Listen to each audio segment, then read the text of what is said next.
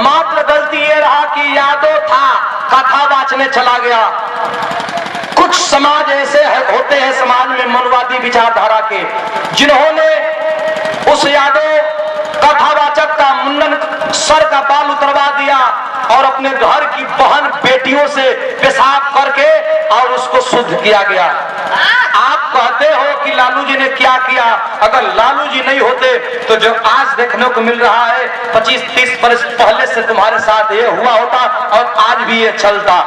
लालू जी ने ये किया है और मैं धन्यवाद देता हूं पीडीए के नेता और राष्ट्रीय अध्यक्ष आदरणीय अखिलेश यादव जी को, जिन्होंने वो कथावाचक को बुला करके और अपने कार्यालय में सम्मान दिया। ये होता है सम्मान। यादव लोग कहला यही मितैया तब करे जब सब मितवा मर जाए। आहिर वो समय आपके साथ खड़ा होलन जब सब लोग साथ छोड़ करके चल जला, क्योंकि इतिहास यादव का बड़ा भी है और साथ भी है। यादव देश के लिए भी खड़ा रहता है, यादव समाज के लिए भी खड़ा रहता है हिमालय की तरफ, और जिसके साथ खड़ा हो गया उसके चरणों में मानो पूरे कायनात को झुका देता है, वो है यादव।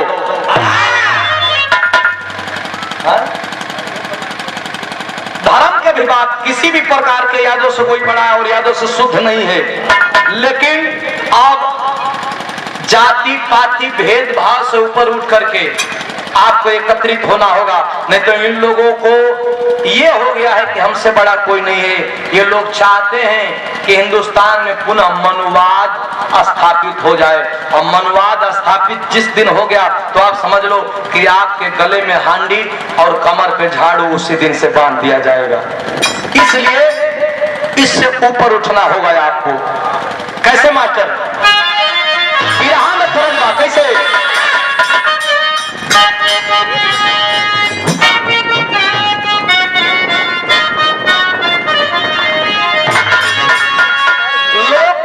लोग यो सवाल कर रहे तू तो गवैया हो ना भैया, तो सही से का मतलब? हम कहें हम गवैया हैं, लेकिन देश का नागरिक पहले ही बाद में गवैया है। और कलाकार, असली कलाकार वही है जो समाज में घटित घटनाओं को अपने गीत संगीत के माध्यम से रखता है। ये कलाकार ये नहीं है कि पैसा लिया और समाज के विषय में कुछ ना बोले। कैसे मास्टर? छपारा में गवाला और छापरा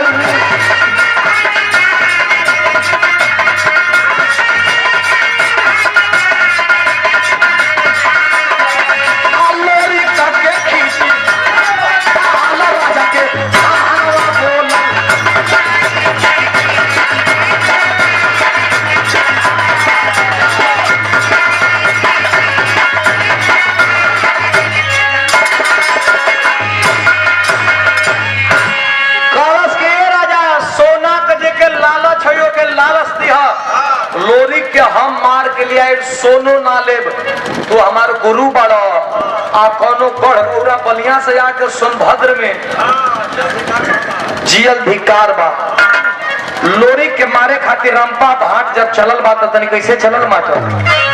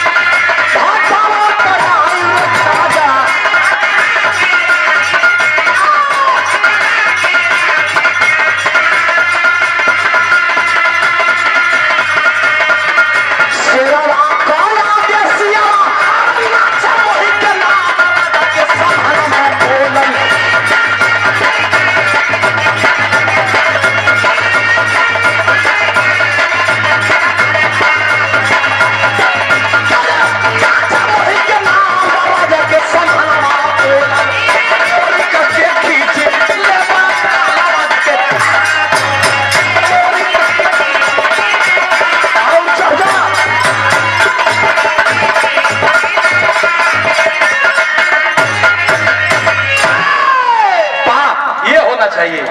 देखा काम होके 5 मिनट होके 10 मिनट होके काम होके आदमी कहा कि जाए तो भैया जइए दिन गइलस तो दिन गइलस भूलस आज जब समर ना काम करी तो आदमी छोड़ जाई घिसिराई थोड़े वही में कि भैया हम हूँ गाई ले का प्रोग्राम होता देखिए वैसा स्थिति आई तो अपन मन में शपथ लेके भैया साइड घरे बैठ जा कहो जो दिन काम करत दिन दिखावा कि आदमी कहा कि सारा माछी ना बैठे दलस दे पर काजी काम से कोनो गद्दारी ना लोरी के मारे पता जब चलल हो रंपा भाट तो लोरी के रहना बढ़ियार पहले भी चढ़ा के और निकास पर लेके ओके जब पटक के हुमछला कलश खान और हमारे ना नाम लोरी खाओ रंपा भाट कलशरी पाप रे पाप ये हमारा ने पहलवान के एक हाथ पर लेके पटक दो कितना बढ़ियार बाई जान लेके भागल बा जब जान लेके भागल बा तो बिरहा में तरजबा मास्टर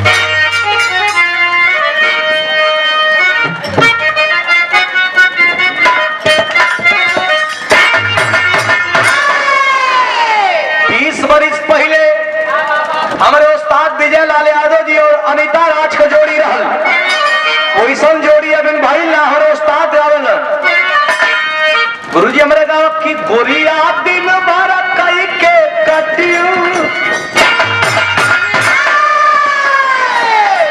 गोरिया दिन भर कई के कटिया लेके सदियों को सिलावटिया पिसला नाम सुन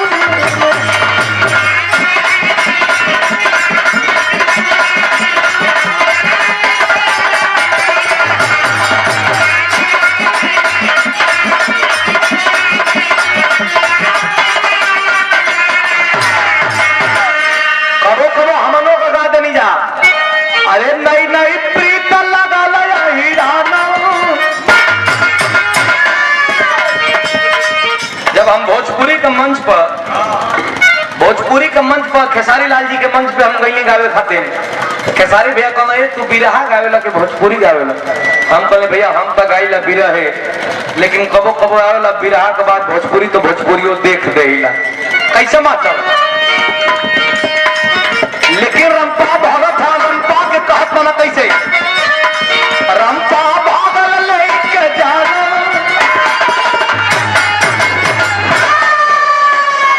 अरे रंपा भागल लेके जाना कौशल चिया हुन को हो जाना इच्छा ना मानो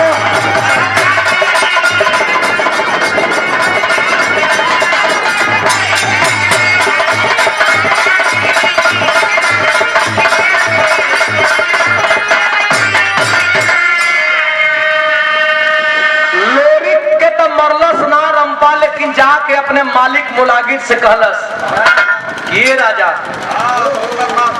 के मारे के भेजला हम लोरी के कहला कहां में लोरी का गर्दन कहला लोरी का गर्दन अरे बाप रे बाप लागत है कि जैसे बिजली चमके ले वो तरह ऊपर तलवार चमकत बा ये महाराज हमें के हाथ से पटक दिल सा हमके धूल बाप रे बाप ऊपर ऊपर बड़ी मार मर ले बाई ककरे ककर पिराता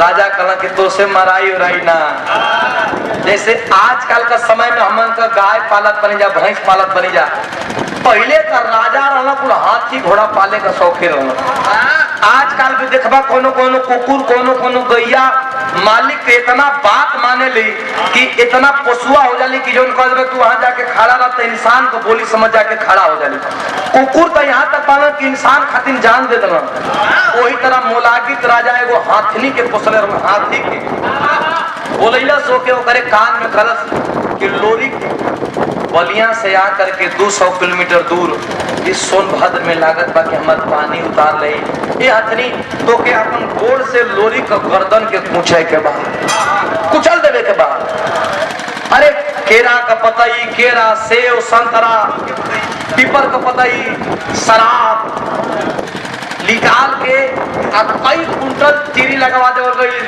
हाथी के खियावे बदे जब हाथी के खियावे बदे लगल बुल्लू गुरुजी गाँव तरह से कैसे मास्टर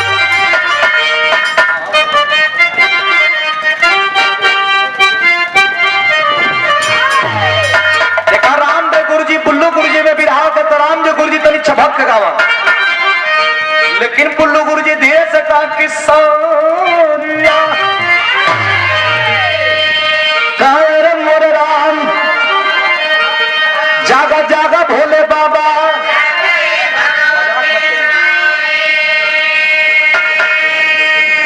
कहा कि गजब भारत का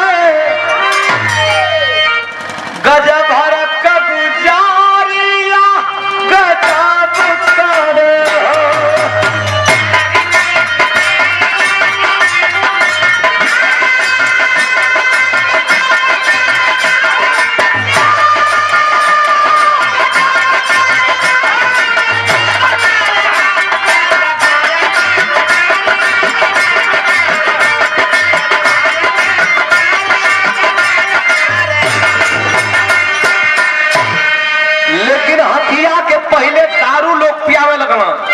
पियला के बाद जेकर नाम बता देबो अगर दिमाग पर छोड़ गई तो जब तक दारू उतरी ना तबे तक नौवा छोड़ले रहेला। दारू के एक नशा एक बात है कि दूध बादाम 18 बरिस ले 25 बरिस तक पियबा उ फायदा करत करत करत करत करी आई ऐसन दूध है कि आधे घंटा में तो कैसन सेट कर दही ना कि सेट कैला के बाद पहले गांव आदमी जमीन कितना कितना बोल किल नहीं अरे रात भर में पूरा जिला उला किन के अस्थिर कर दी हाँ बिहने हो जौन किने ला उछोल जाला के उछोल जाला फिर संज्ञा हो लौट के आ जाला ई तई टप दे फायदा करेला आ एकर सेवन करे वाला ई दूधवा का सेवन करे वाला घरी ढेर वाला भैया बहुत हैं अच्छा दूध के घरे घरे बेचबा ना साफ सुथरा बर्तन में बेचब वो आदमी का पानी मिले ले हम जानत नहीं का और ओकर दुकान हौला दूधवा का जाता दुकान जितने कीचड़ रही जितने खांच रही वो एरिया में मिली लेकिन आदमी लेके खाता भैया तो जल्दी करी ना जल्दी करी बारात में जवन गाड़ी लेट पहुंचल तो समझ ला कि हितई होत रहल कैसे मास्टर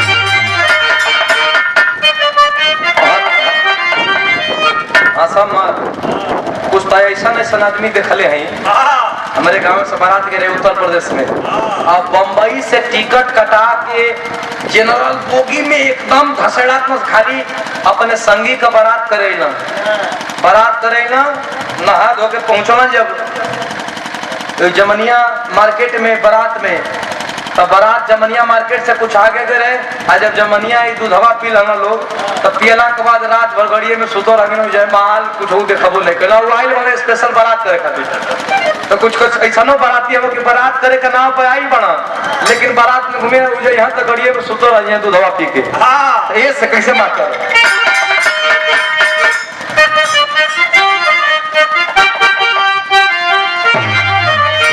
वो हथिया के मदिरा भर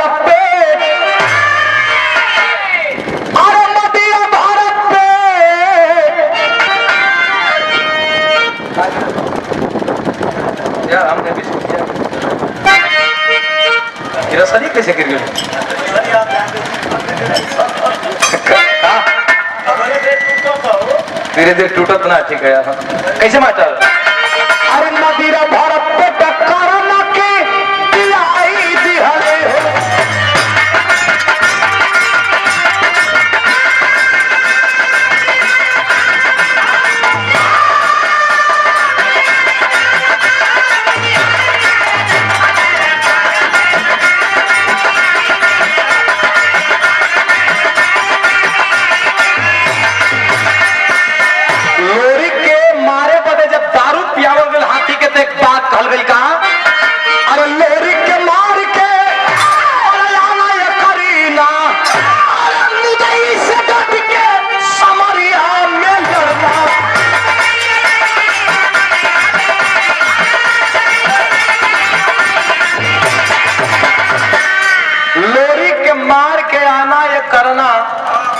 मुदई से डट के समरिया में लड़ना इतनी बात कह के हथिया के भेजावल जब हाथी चलल लोरी तलवार लेके खड़ा बना कि कोनो वीर आइल कोनो राक्षस आई तो लड़ब लेकिन जब हाथी के देखलस मंजरी लोरी के अर्धांगिनी जैसे बियाह कर गए हम मंजरी जब देखली कि हाथी आवत बे तो लोरी के सामने जाके हाथ जोड़ल कलश के प्राणनाथ 1 मिनट खातिर वो डोली के पीछे लुका जाए। लोरी कहना के वीर होके दुश्मन से लड़त की डोली के पीछे लुकाए फला बात ना समझत।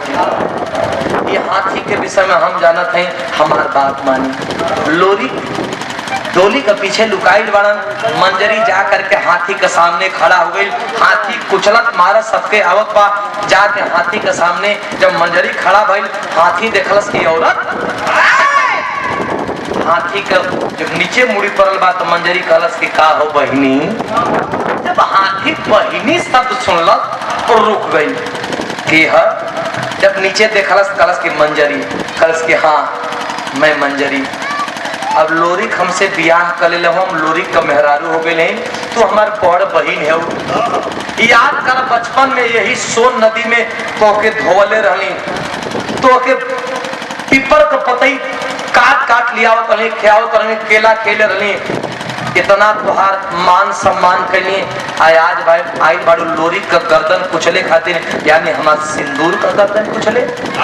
एक बड़ बहिन हो के अपन छोट बहिन का सिंदूर कुचल देबू, जा तुहार स्वागत बा, लेकिन इतिहास तो के कबो माफ ना करी।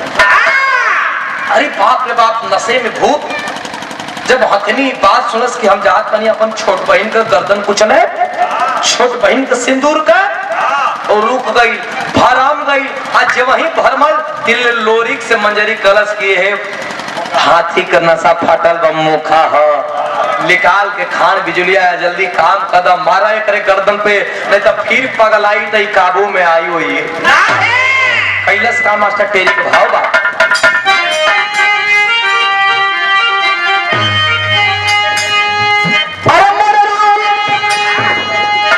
लहू से धरती लाल हो गई, लहू से धरती लाल हो गई। अरे कैसे भूली जमाना हार गया था।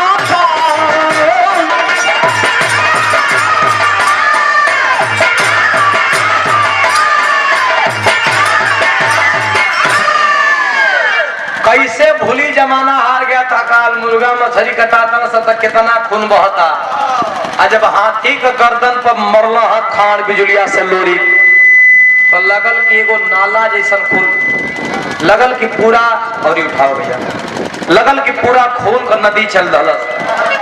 आज अब करना हाथी मराई तो लोरी के जब मारे वाला दुश्मन टूट गई, कलश के अब हम लड़े जाए। मुलागित राजा लड़ने जा रहा था, तब तक एक मंत्री आया, बोला कि आपको अभी नहीं जाना है। मुलागित राजा कलश की कौन ऐसा वीर है जो लोरी को मार सकता है। लोरकाइन जे पढ़ले हुई के जानकारी हुई, जे ना पढ़ले हुई के सुधीर लाल बतावत पड़न कि लोरी के मारे बदे निरम्मल नाव के एगो लड़का रहे के ब्रह्मा जी वरदान दिले रहन। उहे मुलागित राजा को भगिना रहल, और वही के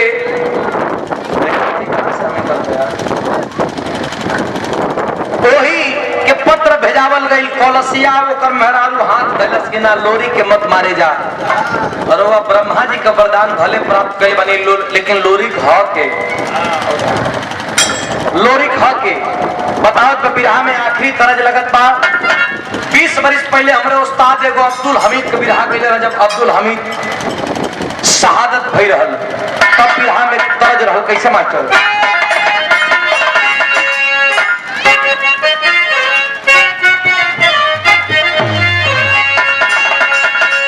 ओहे तरज गए रहलन, अरे गरज पड़ा,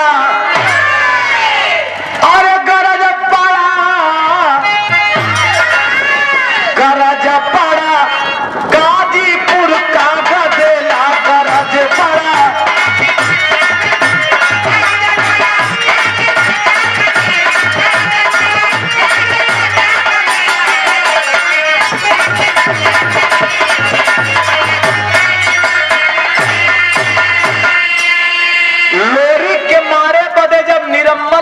लड़का चलता है तो निरम्मल को मेहरारू कौलसिया कलश किए सैया, तो तोके भले ब्रह्मा जी वरदान दिले बावन कि तोके केहू ना मारी, लेकिन लोरिक का दाहिने तरफ दुर्गा या बाएं बन शक्ति विराजेली।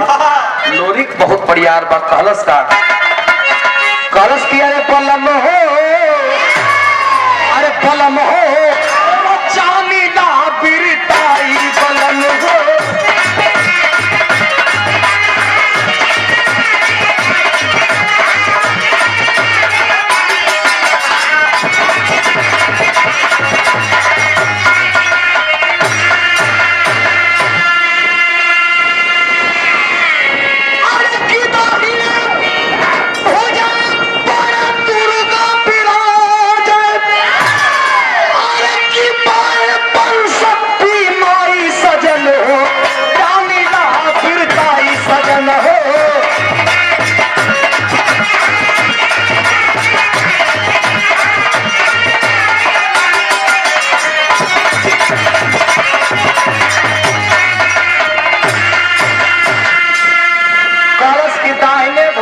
दुर्गा विराजे बाएं बन शक्ति माई सजन हो जानी ला बिरताई।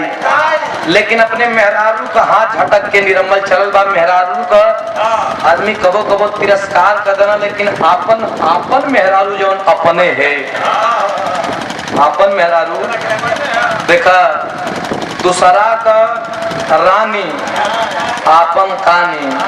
लेकिन आजकल के आदमी का बा दूसरा का मेहरारू निक लागेली सजा अपन लइका निक लागे। दूसरा का मेहरारू निक लागत रही अपन लइका, यही से घर काट काट के डरामों में डालत रही सब। हाँ, कबो काट के डराम में डाल देता ली सब सीमेंट विमेंट डाल के, तो कबो कबो हनीमून मनावे लेता ना काट देता ली सब। कबो कबो सांप ले। अच्छा तो एगो औरी घटना देखली है कहाँ का, शायद बंगाल साइड का, कि मुर्गा बनैले रही आ मुर्गा में जहर डाल दे से खिया दिल से। तो एगो ओकर सहेली कल से ना ना मुर्गा में जहर ना मुर्गा में जहर खैले वाला। ऐसा ऐसा स्थिति हो गई बा। लेकिन आपन मेहरारू रोकत पे नहीं खा रुकत। जब निरम्मल चलल बड़न तब बिरहा में लोरकी, बिरहा में लोरकी लगल बा। लोरकी बताई कि आजकल हमारा उम्र का लड़का डॉक्टर साहब ना बताए हम लोरकी का होला। आपका उम्र में जब बियाह के होकत रहे तब बिरहा या लोरकी जा, तो लोरकी कैसे होके? एगो गवैया लोरकियों लगावे, मैं बारात चेरी बोले, मैं बरती मैं बारात चेरी बोले।